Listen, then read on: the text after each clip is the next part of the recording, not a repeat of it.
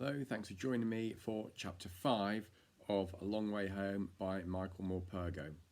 You might remember that in Chapter 4, Tom and his sister Storm went up to the moor with George, where George just confessed that he was unable to swim. Chapter 5. George stood in the shallows, the water freezing around his ankles, and watched Tom and Storm sliding in and out of the water like otters. The rocks were slippery under his feet, and they turned to pebbles as he stepped forward gingerly. Tom and Storm were watching him. He couldn't turn back now. At every step his breath hissed back through his teeth.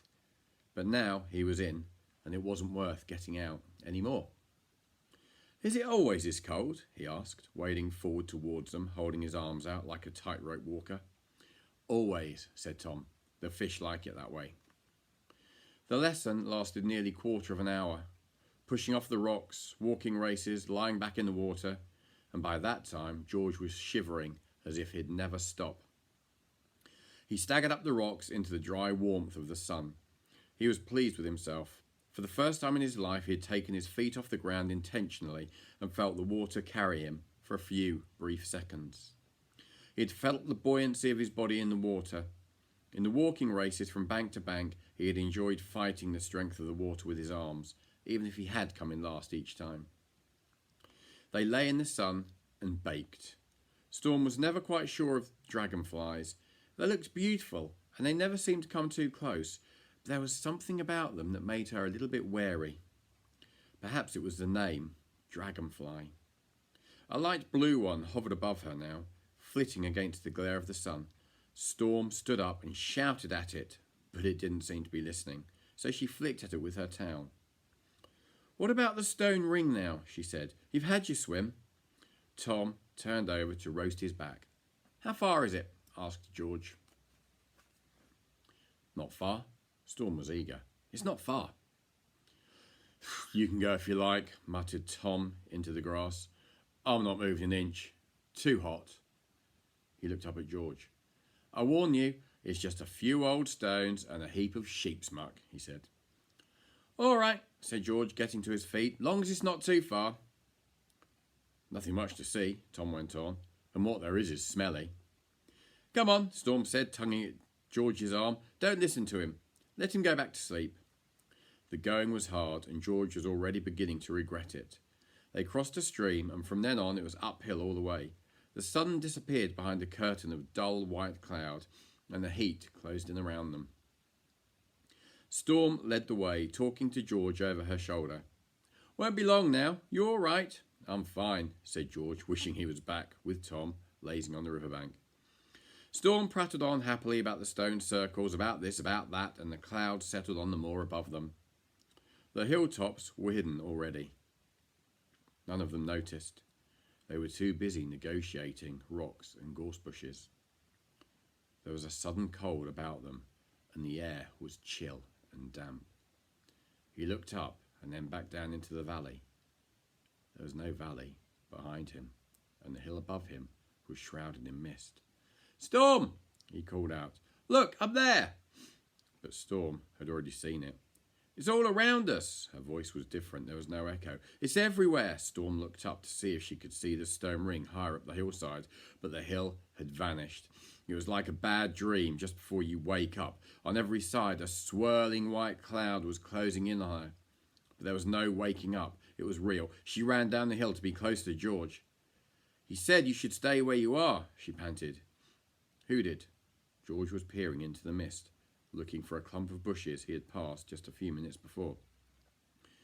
"Tom said, Dad as well. He's always going on about it. He says you must stay where you are. He says if you try to find your way off the moor in a mist, you always get lost." "It's getting worse," said George, thinking aloud.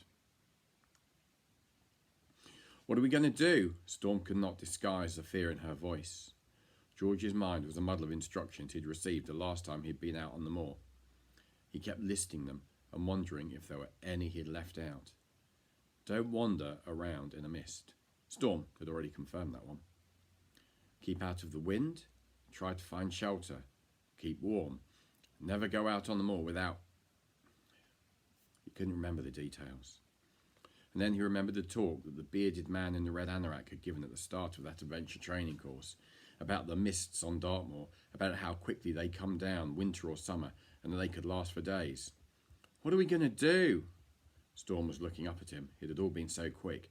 Minutes before, they'd been climbing up a sunny hillside towards Storm's stone circle. How far is it to your stone circle? He asked. Almost there. I can't see it, but I know we're almost there. We must be. At least there'll be some shelter there, said George. Come on, we'll try for it. He found a track and kept to it, but as they climbed, the visibility worsened.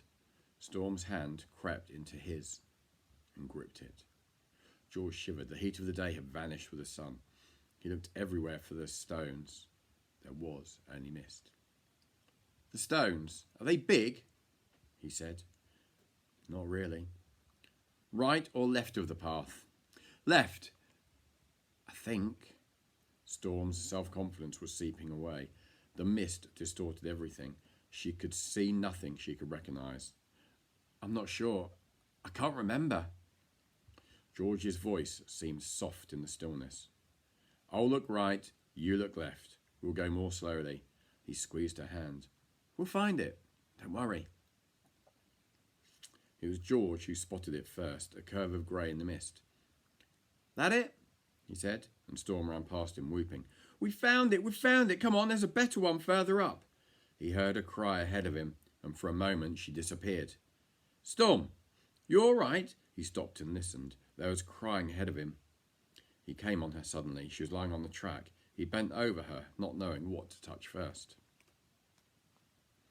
What happened? She grasped his hand. It's my ankle. Her face was screwed up with pain. Are we close to the circle? Behind me. I was turning when I saw it. My foot. I can't move. George stood up and looked. There was a stone circle, smaller than he had imagined. Put your arms around my neck, he said. I can carry you that far. He pushed his hand underneath and lifted her. The wall of stones was low enough to clamber over. He swung her over and set her down gently onto one foot, then jumped after her. We got here, he said, looking around. Tom was right, you know. It is a bit smelly. Storm laughed a little through her crying, and George helped her sit down by the wall. She stretched her leg out carefully, letting the ankle down slowly onto the ground. Her foot throbbed on the end of her leg, and there was a knot of pain in between. George was kneeling beside her. Can you move it? She shook her head. She didn't even bother trying. She knew she couldn't. The dark was strangely comforting. It came on gradually, smothering through the swirling mist until there was only the damp and musty smell to remind them that the mist was still out there in the darkness. George scanned the gathering dark about him, looking, hoping for something, anything. Tom would be looking for them. Any moment he could come looming up out of the darkness and help them home. They tried shouting out, just in case he was out there, first one by one and then together. Over here, we're here! But the darkness seemed to soak up their words. There was no echo, no resonance. No matter how loud they shouted, it was futile, and George knew it, but Storm insisted. He'll hear us, she said. He's got to hear us. But each time when the silence came back at them out of the gloom, Storm's voice became more desperate and more frightened.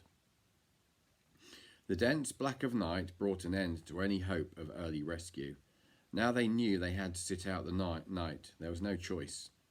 And as this became apparent, they both became accustomed themselves to the idea and stopped hoping against it. They could not have been less well equipped to spend a night out on the moor. Dressed only in jeans and shirts with no food, no water, they had no way of making a fire to counter the damp and the cold that was creeping into them. As long as she didn't move it, Storm's ankle gave her little or no pain.